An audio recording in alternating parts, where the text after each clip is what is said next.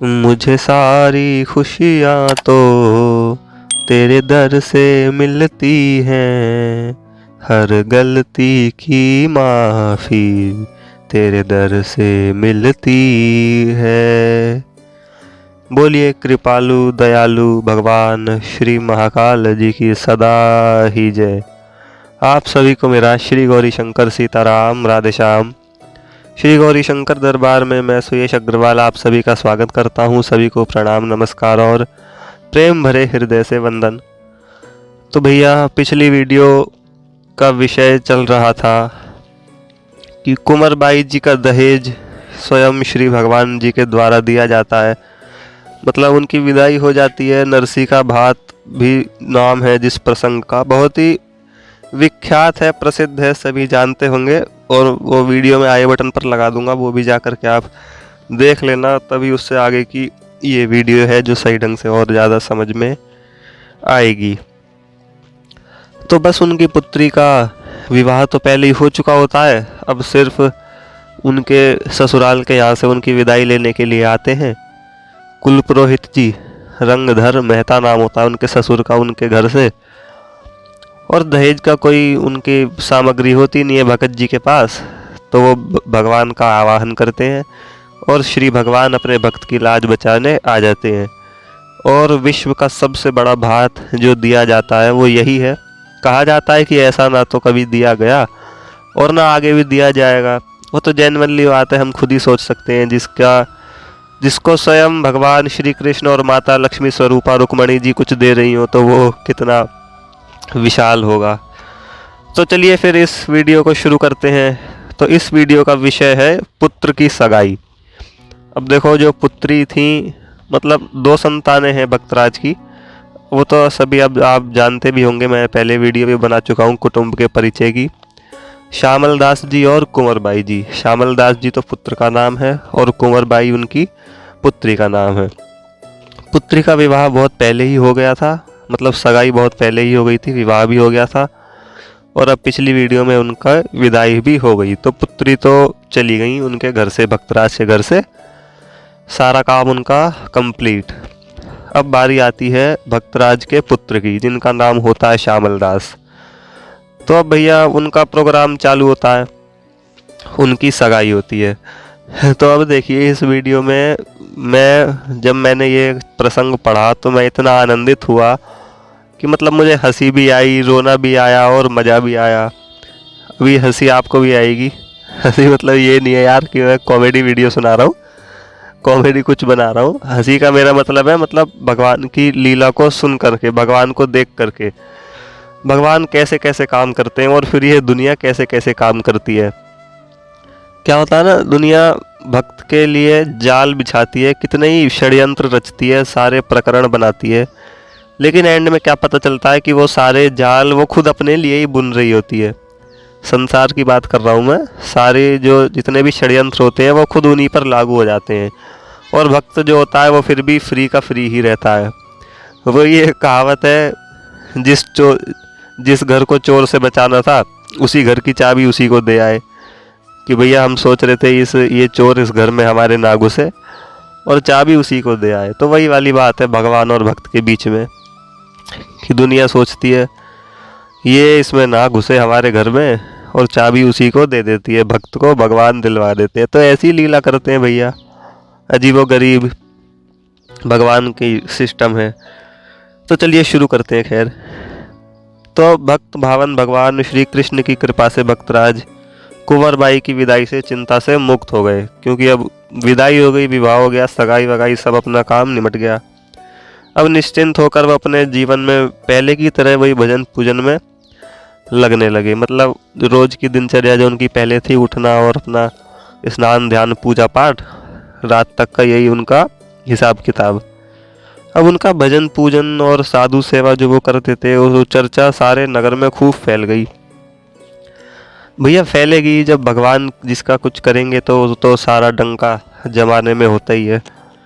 उनकी तो क्या होता है, उनकी जाति के लोग अब उनसे मतलब थोड़ा असंतुष्ट रहने लगे। अब भाई वो सोचा काम धाम कुछ करता नहीं, आमदनी कुछ है नहीं, इनकम कुछ होती नहीं है, और खर्चा इसके ठाट बाट भाई साहब देखने लायक होते हैं। पुत्री का विवाह देखो कैसे बड़े धूमधाम से किया है इसने। तो अब सोचे ये चक्कर क्या है। तो अब वही जाति के जो लोग थे उनसे घृणा करने लगे, और मिलना जुलना भी मतलब यूँ समझते थे कि अपनी इज्जत में बाटा लगेगा, इससे तो मिलना भी बेकार ही है। अब लेकिन वही है, भक्त को क्या चिंता। नरसिंह राम जी इन बातों की तनिक भी परवाह बिल्कुल भी नहीं करते थे, और सच्चे भक्त का इस ओर ध्यान जाना भी नहीं चाहिए कि दुनिया उनके विषय में क्या कहती सुनती समझती है। वो तो केवल इसी विचार में मगन रहते कि हमारे प्रियतम भगवान किस बात से प्रसन्न होते हैं। संसार की बातें सुनने का उन्हें सपने में भी फुर्सत नहीं है भैया। या मतलब यूँ कह दो कि भगवान के अतिरिक्त किसी भी दूसरी चीज़ में उनकी कोई दृष्टि पड़ती नहीं है, किसी भी सत्ता में दूसरी ओर ध्यान जाता ही नहीं है। तो अब क्या होता है, प्रसंग शुरू होता है मेनली यहाँ से। भक्तराज के पुत्र जो है श्यामल दास की अवस्था धीरे धीरे 12 वर्ष की हो गई। अब देखना आप एक एक शब्द को ध्यान से समझना सुनना। पता नहीं मेरी आवाज़ कैसी आ रही होगी, आपको समझ भी आ रही होगी कि नहीं। मतलब इस प्रसंग की गहराई में जाकर के देखना कि भगवान का जो विचित्र लीला होती है ना, लीला माया जिसे कहते हैं, वो कैसा विचित्र खेल रचती है। कोई करता कुछ है, होता कुछ है। अब देखो कैसे कैसे क्या क्या प्रोग्राम होता है, मज़ा बहुत आएगा। अब माणिक भाई जी ने देखा कि भैया लड़का भी विवाह योग्य हो गया, लड़की की तो कर दी। अब फिर वही पुरानी बात है कि घर में रोटी का टुकड़ा नहीं खाने को। अब वही कि कैसे करेंगे विवाह, गरीब के घर अपनी पुत्री भला कौन देगा भैया। तो अब विवाह के लिए लड़की चाहिए, वो कहाँ से लाएं। अपने कुल परिवार के लोग भी हमसे वैसे ही नहीं बोलते जो और कहा जाए कि भैया लड़की ढूंढ दो। अब सही बात है भाई, जिसकी रिश्ते नातेदार में कोई बोलचाल ही नहीं है, राम राम शाम शाम ही नहीं है, वो जाके क्या कहे मेरे लड़के की लड़की ढूंढ दो। ऐसा तो असंभव है, कोई करेगा ही नहीं। तो वही है कि वो सोचती है कि कहीं कह दो कहीं इधर उधर तो और कोई मुसीबत ना खड़ी हो जाए। तो ऐसी स्थिति में पुत्र का विवाह होना कठिन ही लगता है। मतलब ये माणिक बाई सोच रही है। तो वो सोचते सोचते क्या करती है, एक दिन अपने पति पर ये चिंता वो डाल देती हैं। पति यानी हमारे प्यारे भक्तराज नरसिंह मेहता जी। वो कहती है कि भैया देखो कैसे कैसे होएगा, अब ये भी आपको चिंता करनी पड़ेगी, स्वामी आप ही इसके पिता हैं। तो अब देखिए घर की हालत ये है, और पुत्र की आयु हो रही है विवाह योग्य। अब वो जैसे पुत्री के बारे में उन्होंने समझाया था, वो उसी बार भी वैसे ही कह देते हैं कि तुम व्यर्थ दुख क्यों करती हो, चिंता छोड़ो, केवल कृष्ण भगवान का ध्यान करो, सदा उन्हीं में मन को रखो। वो दयालु प्रभु अपने आप हमारे सारे कार्य करते रहेंगे, स्वयं हमसे अधिक हमारे लिए चिंता करते हैं, तुमको पता नहीं है। भैया वही बात है, बस भगवान का फिर वही वचन, एक ही वचन इसमें बार बार आ रहा है, तो समझने वाली बात है। योग क्षेम वहाम्य हम, ये गीता में भी आता है। भगवान ने कहा है कि जो भक्त मेरा अनन्य भाव से चिंतन करता है उसका सारी व्यवस्था मैं देखता हूँ। तो नरसिंह राम जी ने ऐसा कह करके उन्हें समझा दिया कि तुम ज़्यादा वो मत करो, एक ही काम मेनली होना चाहिए, वो है भगवान का भजन। तो अब देखो भैया कहानी में मोड़ आता है। उस दिनों होता क्या है, गुजरात के एक बड़े बड़नगर नाम के शहर में, बड़नगर आज भी है, ये वैसे तो 450 साल पुरानी बात है, लेकिन वो बड़नगर जो नामक शहर है वो आज भी है, गुजरात के लोग जानते होंगे। वहाँ पे रहने वाले मदन मेहता की पुत्री सुयोग्य वर की खोज में, मतलब उनके लिए एक सुयोग्य वर की खोज चल रही थी। अब मदन मेहता जो है एक प्रतिष्ठित नागर गृहस्थ थे, वो स्वयं एक राज्य के दीवान के पद पर थे, और मानो 8-10 लाख की संपत्ति भी उनके पास थी। अब जहाँ पर 100-200 रुपये मासिक वेतन मिलना बहुत बड़ी बात मानी जाती है, उस समय उन दिनों की बात है ये, तो वहाँ पर 8-10 लाख होना तो समझो खरबपति हो गया आज के ज़माने के हिसाब से। तो वही बात है, अब आप अनुमान लगा सकते हैं संपत्ति का। तो भैया उनकी रूपशील से युक्त पुत्री जिनका नाम होता है जूठी बाई, विवाह योग्य हो गई थी। अब उन्होंने कई जगह वर की खोज की, परंतु कहीं भी उनका मन नहीं जमा कि कैसे मतलब किसी वर से करी जाए, समझ में नहीं आया। अब एंड में उन्होंने अपने कुल परिवार के लोगों को इकट्ठा करके उनसे पूछा कि पुत्री का विवाह कहाँ करना चाहिए, भाई सलाह दो। सब लोगों ने राय दी कि आसपास तो ऐसा कोई योग्य गृहस्थ है नहीं। तो जूनागढ़ में हमारी जाति के कई लोग रहते हैं, मतलब ज़्यादातर हमारी नागर जाति के ही लोग रहते हैं, तो वहाँ कोई योग्य अगर अवश्य मिल जाएगा। अब देखिए भक्तराज ने अपने घर पर चिंता प्रकट की, मतलब चिंता नहीं निश्चिंतता प्रकट की कि भगवान हमारा सारा काम खुद ही कर देंगे अपनी पत्नी से, कि तुम परेशान मत हो। तो अब देखो यार, मतलब कितनी गहराई है प्रसंग में, सुनने समझने वाली बात है। भगवान ने अपनी लीला रचनी शुरू कर दी कि भाई जैसे ही मतलब इनका लड़का विवाह योग्य हुआ, और ठीक उसी टाइम गुजरात के बड़नगर में जो ये मैंने नाम बताया मदन मेहता जी, उनकी पुत्री के लिए भी वर की खोज चालू हो गई। तो ऐसे कैसे हो सकता है भाई, एक ही टाइम पे दोनों चीज़ें? तो यही चीज़ें होती हैं समझने वाली। भक्त की दृष्टि में ये भगवान की कृपा है, और हम जैसे संसारिक यदि देखेंगे तो कह देंगे इत्तेफाक था, बाई चांस हो गया होगा, ये होगा वो होगा। यही फ़र्क होता है हम जैसे लोगों संसारिकों में और भक्त में। तो अब देखिए, खैर आगे बढ़ते हैं। तो अब जैसे कि सगे संबंधियों की सलाह के अनुसार मदन मेहता ने सोचा भाई जूनागढ़ की कह रहे हैं ये तो आसपास नहीं है, तो चलो जूनागढ़ में देख लेते हैं। अब बोले वो खुद थोड़ी देखने आएंगे मदन मेहता जी जूनागढ़ में कि भाई लड़का दिखाओ लड़का दिखाओ। तो एक अपने कुल पुरोहित को बुलाया और कहा कि सुंदर सुशील कुलीन और गुणवान वर की खोज करने के लिए वाहन और जो भी सामान होते हैं, मतलब इधर उधर थोड़ा अपना राज ठाट लेकर के जाओ। उन्हें जूनागढ़ भेज दिया। अब मदन मेहता के एक सहपाठी मित्र सारंगधर जूनागढ़ में रहते थे। ये सारंगधर वही हैं जो इनका मतलब पहले भी जिक्र आया है, आपको पता हो तो। अब भैया सारंगधर हो या कोई से भी धर हो, सारे एक तरीके से नरसिंह भगत जी के द्रोही ही हैं। कोई भी उनसे प्रेम नहीं करता, जैसा कि इस वीडियो की शुरुआत में जिक्र किया था मैंने। सबको भगत जी से घृणा होती थी, और उनसे मिलने में भी वो यूँ समझते थे हमारी इज्जत नीची हो रही है और बाकी सब चीज़ें। तो उन्होंने उनके नाम एक पत्र लिखकर पुरोहित जी को दे दिया। पुरोहित जी को सब लोग दीक्षित के नाम से पुकारा करते थे, यानी पुरोहित जी का नाम था दीक्षित। अब जूनागढ़ के जिस मोहल्ले में नागर लोगों की घनी बस्ती थी, यानी कि वही जहाँ पर ये सब सारंगधर मेहता और नरसिंह राम जी और बाकी जितने भी हैं नागर ब्राह्मण जाति के लोग ज़्यादातर रहा करते थे, उस बस्ती में अपने महाराज पुरोहित जी आ गए। तो उसके बीच में एक चबूतरा बना हुआ था, जिस पर शाम को बहुत से लोग बैठा करते थे, मतलब बातें किया करते थे, गपशप करते थे। जैसा कि आज भी होता है, बड़े बुजुर्गों में सुबह या शाम को बैठ जाते हैं सब इकट्ठे होकर के और बातचीत करते हैं। तो उस दिन भी कुछ लोग अपना बैठ करके बातें कर रहे थे, और दीक्षित जी का रथ आकर के खड़ा होता है। दीक्षित जी कौन है? मदन मेहता के कुल पुरोहित, जो गुजरात के बड़नगर से आए हैं मदन मेहता की पुत्री के वर खोजने के लिए, समझ गए। अब भैया सब लोगों का ध्यान उस रथ पे गया कि ये कौन आया है, थोड़ा ऊंचे घर का लग रहा है। दीक्षित जी ने पूछा, महोदय सारंगधर मेहता का घर कहाँ पर है? हमें सारंगधर जी से मिलना है।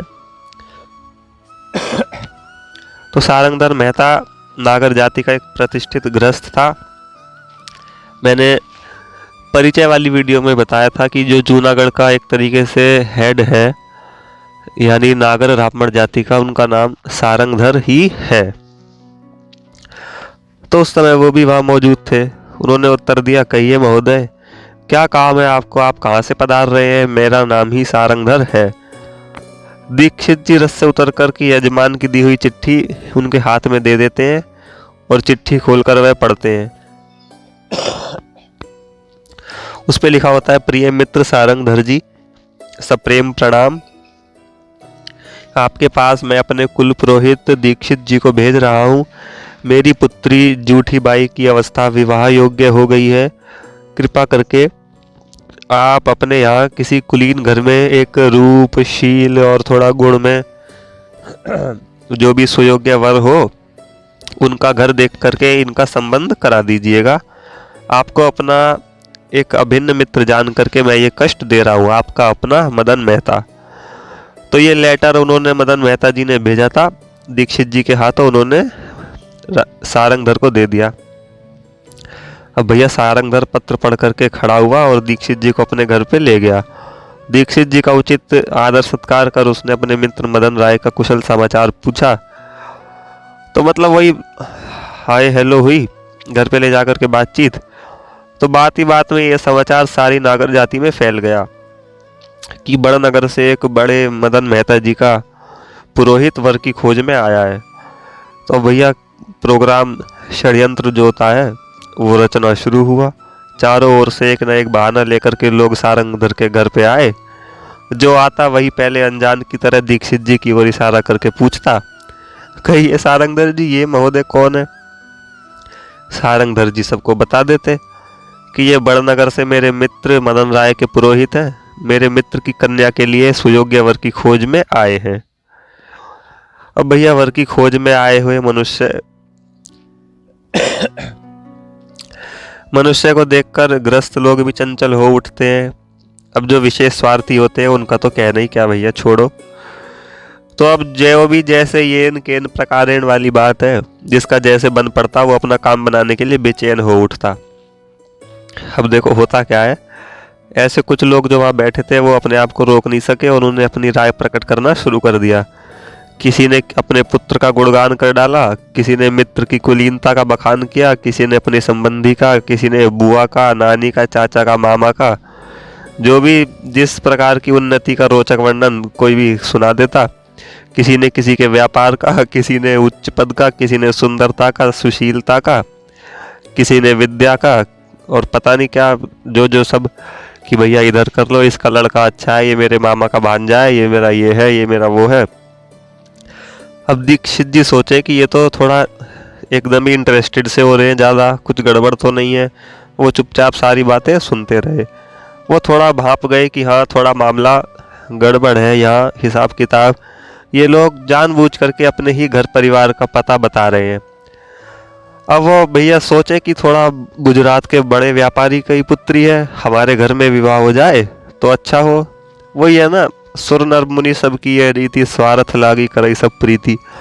सब स्वार्थ के वशीभूत, कोई अपने मामा का ताऊ, कोई अपने ताऊ का बेटा, अपने घर परिवार की मतलब लड़के सब उन्हें बताने लगे।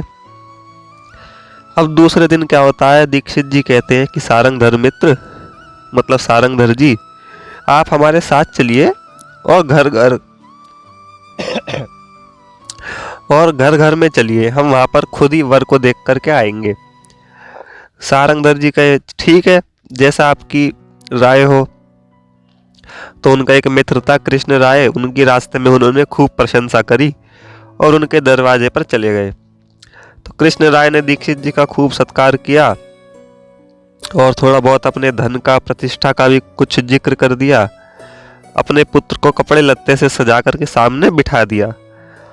अब देखो, अब यहाँ पर सिस्टम क्या चलता है। फिर दीक्षित जी ने पूछना शुरू किया, तुम्हारा नाम क्या है? और वह चुप रहा। अब दीक्षित जी बोले, ये तो नाम ही नहीं बता रहा हो। उन्होंने दोबारा पूछा, भाई तुम्हारा नाम क्या है? अब लड़के ने कुछ गड़बड़ाहट के साथ पूछा, क्या पूछ रहे हैं? बस दीक्षित जी ने जान गए कि भैया ये लड़का थोड़ा बहरा है। उन्होंने सारंगधर से वहां से उठने का संकेत किया कि भैया चलो चलो, ये कहाँ ले आए। वहां से उठकर सारंगधर आगे बढ़े। उन्होंने कृष्ण राय के पुत्र को दिखाने की मतलब समझाने की चेष्टा करी कि यार तुम ऐसा क्यों दिखा रहे हो, मतलब बहरा, गूंगा, लंगड़ा ऐसे थोड़ी चाहिए, सही ढंग से दिखाओ। बोले चलो ठीक है, मेरा एक और मित्र है सुख राय, उसके यहाँ चलते हैं। तो उन्होंने भी भैया दीक्षित जी का अपना पूरा आदर सत्कार किया। फिर उनके दरवाजे पर ले आया दीक्षित जी को, और आसपास अपना फिर वही सुखराय का पुत्र गहने वस्त्र सज करके सामने आया। तो दीक्षित जी ने उनसे भी प्रश्न किया, तुम्हारा नाम क्या है? वो लड़के ने तुतली आवाज में बोला, वी वी वी विद्याधर ऐसे करके। तो दीक्षित जी ने फिर आगे कुछ ना पूछ करके सारंगधर को उठने के लिए कहा। वो भी समझ गए कि ये थोड़ा हकलेपन में है। अब इस प्रकार करते करते दूसरे दिन की ही ये बात थी कि वो घर घर जा रहे थे जूनागढ़ में सभी नागर जाति ब्राह्मणों के यहाँ कि कोई अच्छा वर मिल जाए। तो इस प्रकार करते करते 3-4 दिन बीत जाते हैं। सारंगधर जी अपने ही घर परिवार के लोगों मित्रों के यहाँ पर चले, उनको दीक्षित जी को ले जाते रहते हैं कि ये देखो ये देखो। दीक्षित जी भी अब समझ जाते हैं भाई कोई इतना बेवकूफ़ तो है नहीं कि ये स्वार्थ के वशीभूत हमारा कार्य कर रहा है, जो सही बात है वो ये बता नहीं रहा। अब भैया उनमें से कोई लंगड़ा हो, कोई लूला हो, कोई किसी को कम दिखता है, किसी कोई बहरा है, कोई तुतला है, कोई हकला है, कोई पढ़ा लिखा नहीं है, ऐसे ऐसे करके कोई कुरूप है। भैया दीक्षित जी ने फिर एंड में 4-5 दिन जब हो गए ऐसा करते करते, उन्होंने थोड़ा झुंझलाहट में कहा कि भैया केवल कुलीन या सुंदर लड़का मुझे नहीं चाहिए, थोड़ा गुणवान भी तो होना चाहिए। आपने बहुत से लड़के दिखाए लेकिन उनमें से सुयोग्य वर तो एक भी नहीं दिखाया, तो आप क्या कर रहे हैं? आपको इतने बड़े जूनागढ़ में कोई सुयोग्य वर ही नहीं पता। अब सारंगधर जी भी थोड़ा उसमें हो गए, मतलब उन्होंने सोचा बड़ा कमाल का आदमी है, इतने सारे घरों में मिलवा दिया, इसे कोई भी लड़का ही नहीं जमा। तो अब देखो यहाँ पर सारंगधर क्या करते हैं, अपनी बुद्धि की चातुर्यता से एक षड्यंत्र रचते हैं, अपना स्वार्थ पूरा करते हैं तंग आकर के दीक्षित जी से। और फिर दूसरी जगह हमारे हैं भगवान बांसुरी वाले, भगवान द्वारिकाधीश, भगवान भक्त वत्सल। वो सारंगधर के इसी षड्यंत्र को अपना हथियार बना लेते हैं, इसी खेल को भक्तराज का, इसी खेल खेल में भक्तराज का काम बना देते हैं। अब जब 4-5 दिन हो गए, सुनो आगे क्या होता है। अब सारंगधर कहते हैं दीक्षित जी, मैं तो देखो अपनी जाति के सैकड़ों लड़के आपको दिखा चुका हूँ, अब जब आपको पसंद नहीं आ रहा तो मैं बताओ क्या कर सकता हूँ। अब मेरे पास तो एक ही उपाय बचा है, मैं वो बताता हूँ, सुनो। सारंगधर कहता है कि देखो एक जूनागढ़ का बहुत बड़ा मुखिया है, मतलब अब देखो मजाक उड़ा रहा है वो नरसिंह राम मेहता जी का। वो कहता है हमारी जाति का एक बहुत बड़ा मुखिया है, मुझे आशा है वह लड़का आपको अवश्य पसंद आएगा। बहुत तरह की चीज़ें दिखाने के बाद अच्छी चीज़ दिखाने पर ही उसका मूल्य ठीक समझ में आता है। तो दीक्षित जी ने कहा अच्छा ठीक है, चलो ये भी आपने बात सही कही, अंत भला तो सब भला, अब दिखाइए सुयोग्य वर। अधिक तरह की चीज़ें देखने की मेरी इच्छा अब नहीं है, अब मैं 1-2 वर देख करके शीघ्र ही वापस चला जाऊंगा। यदि वो भी 1-2 वर वो भी काम के नहीं मिले तो फिर हम कहीं और अपना रिश्ता देखेंगे। तो सारंगधर जी के मन में मजाक था, स्वार्थ था, घृणा थी, षड्यंत्र था, एक मतलब कपट पूर्ण वो था प्रकरण। तो उन्होंने मजाक का भाव लेकर के दूसरी ओर इशारा करते हुए कहा वह देखिए सोने के कलश वाला जो मंदिर दिखाई देता है वो नरसिंह राम मेहता जी का घर है। उस घर के जो मुख्य आदमी है उनका नाम है नरसिंह राम मेहता। अभी कुछ ही दिन पहले उनकी पुत्री का विवाह हुआ है, उनकी पत्नी देवी का नाम है माणिक बाई। वो बड़े ही कुलीन और भगवान के भक्त हैं, उनका व्यवहार बड़ा अच्छा है और उन्होंने धन भी खूब कमा रखा है। ऐसी झूठी झूठी बातें बोल दी। भैया धन कमा क्या रखा है, धन है तो वो तो भगवान कृष्ण भेजते हैं, कमाते तो वो कुछ है नहीं। खैर, तो उनका पुत्र भी हर तरीके से योग्य है। वो कहते हैं आपको पूर्ण संतोष होगा, वहाँ मेरे जाने की कोई विशेष आवश्यकता नहीं है, आप खुद ही वहाँ पर उस मंदिर में चले जाइए। तो भैया अब दीक्षित जी सोचें चलो अच्छी बात है, अब चल करके देखते हैं, इन्होंने कुछ बताया है तो सही, अब बताया ही होगा, मैंने डांट कर कह दिया था कि अच्छा वर बताओ, तो अब जा करके वहाँ पर फिर देखते हैं कि वहाँ पर क्या होगा। तो दोनों ने अपना बोला अच्छा महाराज ठीक है नमस्कार, तो मैं चलता हूँ। सारंगधर जी बोले। अब दीक्षित जी ये नहीं समझ पाए कि ये मेरे साथ चल क्यों नहीं रहा, जब 5 दिन से तो ये हर जगह चल रहा है और यहाँ पर जाने के लिए इसने मुझे कह दिया। भाई सही बात है, वो चलेगा भी क्यों, वो तो नरसिंह राम जी से मिलने में अपनी इज्जत का घाटा समझता है भाई। तो अपना दोनों ने हाथ जोड़ जाड़ के राम राम कर ली, विदा हो गई। दीक्षित जी तुरंत नरसिंह राम मेहता जी के घर पहुंच गए। अब देखो ये अब यहाँ से भगवान की लीला का प्रारंभ होता है। बोलिए श्री भक्त वत्सल भगवान की जय। भक्तराज अपना रोजमर्रा के काम में बिल्कुल हरि कीर्तन में मगन थे। उनकी एकाग्रता को देखकर दीक्षित जी भी दंग रह गए। उन्होंने मन में विचार किया भगवान की लीला भी बड़ी विचित्र है, सारे जूनागढ़ में केवल यही एक घर ऐसा मिला जहाँ आते ही चित्त को शांति मिली है। ये घर जैसा पवित्र है वैसा ही यदि वर भी मिल जाए तो मदन मेहता की पुत्री का भाग्य ही खुल जाए। अब देखो घर में घुसते ही काम हो गया। देखो ये बड़ी सोचने वाली बात है।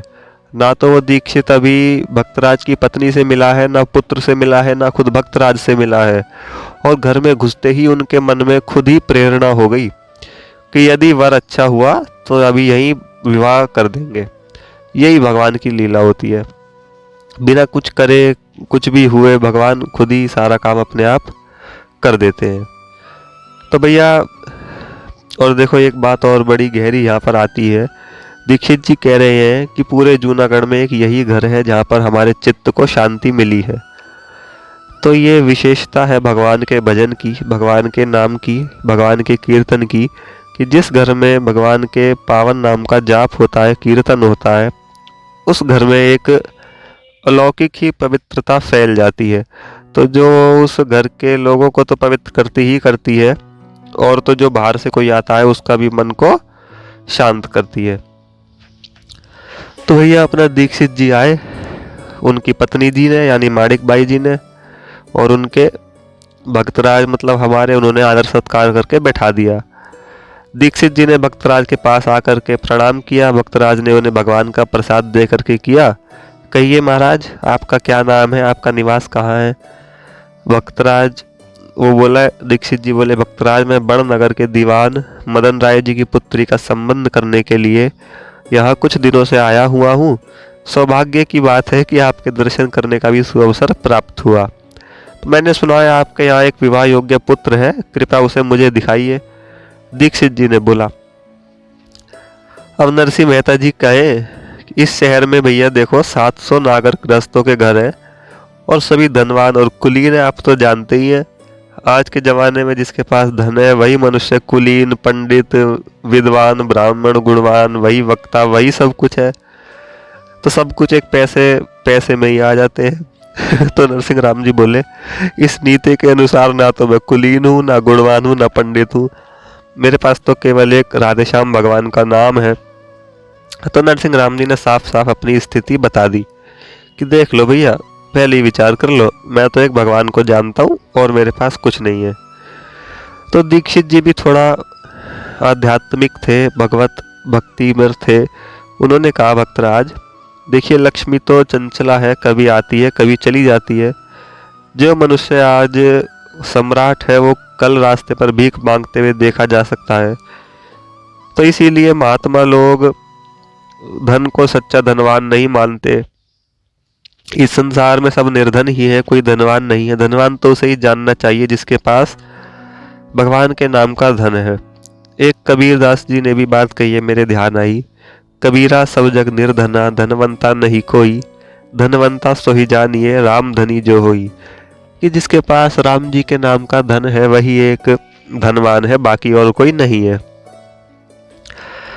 तो अपना दीक्षित जी कहते हैं, भक्तराज मैं तो आपके पास वो सच्चा भगवान का नाम रूपी जो धन है वो प्रत्यक्ष देख रहा हूँ। तो आप अब मुझे भ्रम में ना डालिए और ये सांसारिक बातें छोड़ करके अपने पुत्र को दिखाइए। मेहता जी ने कहा, ठीक है भैया, हमें क्या दिक्कत है, जैसा भगवान की इच्छा।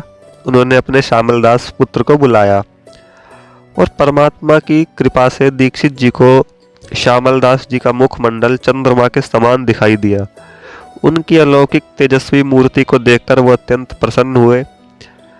उन्होंने उसमें कई शुभ लक्षण देखे। तो मैं प्रणाम करूंगा उन श्री श्यामलदास जी का, जो ऐसे इतने बड़े उच्च कोटि के भक्तिमती भक्तराज के पुत्र होने का जिनको सौभाग्य प्राप्त हुआ। उन्होंने कुछ नहीं कहा, उन्होंने बोला चलो ठीक है, और तुरंत ही श्यामलदास के हाथ में श्रीफल और सोने की मुद्रा देकर के ललाट पर तिलक कर दिया और प्रसन्नता के साथ बोले, भक्तराज मदन राय की पुत्री जूठी बाई के साथ आज ही मैं श्यामलदास का संबंध करता हूँ। भक्तराज ने कहा, जैसी कृष्ण इच्छा, जैसा वो करे वही ठीक है, जैसा वो जाने आप जानो, बात खत्म। तो इतने में ही माणिक बाई जी भी वहां आ गई। पुत्र का संबंध हो जाने की बात जानकर अब माता का हृदय कितना आनंदित होता है वो तो सभी जानते हैं।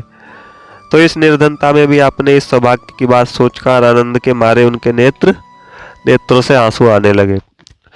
भाई अभी तो वो कल परसों कह ही रही थी, वीडियो की शुरुआत में आई थी ये बात, आपको पता हो